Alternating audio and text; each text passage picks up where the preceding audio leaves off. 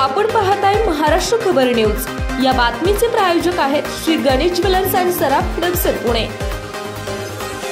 शहरातील स्वारगेट परिसरामध्ये असणाऱ्या प्रसिद्ध सारसबागेत नमाज पठण केल्याप्रकरणी 5 ते 6 अनोळखी मुस्लिम व्यक्तींविरोधात स्वारगेट पोलीस ठाण्यामध्ये गुन्हा दाखल करण्यात आलाय।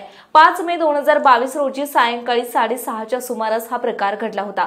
या प्रकरणी स्वारगेट पोलीस ठाण्यातील पोलीस हवालदार संदीप गोडसे यांनी तक्रार दिली होती। त्यानुसार भादवी 295 अ 188 143 मोपो अदी 37 1 सह 135 नुसार गुन्हा दाखल करण्यात आला आहे।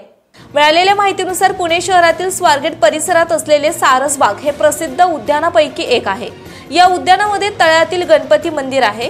पुणे महानगरपालिकेच्या ताब्यात असणाऱ्या या उद्यानात 5 मे रोजी 5 ते 6 अनोळखी मुस्लिम व्यक्तींनी प्रवेश केला। त्यानंतर त्यांनी सारसबागेतील गणपती मंदिराच्या पाठीमागे असणाऱ्या पत्र्याच्या शेड जवळील हिरवळीवर एकत्र येऊन नमाज पठण केले। त्यामुळे पालिकेच्या मुख्य उद्यान अधीक्षकांच्या आदेशाचे उल्लंघन करून गैरकायदेशीर मंडळी जमवून गैरकृत्य केलं।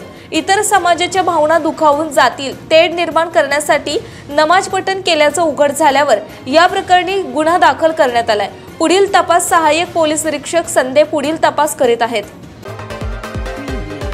आपण पाहताय महाराष्ट्र खबर न्यूज।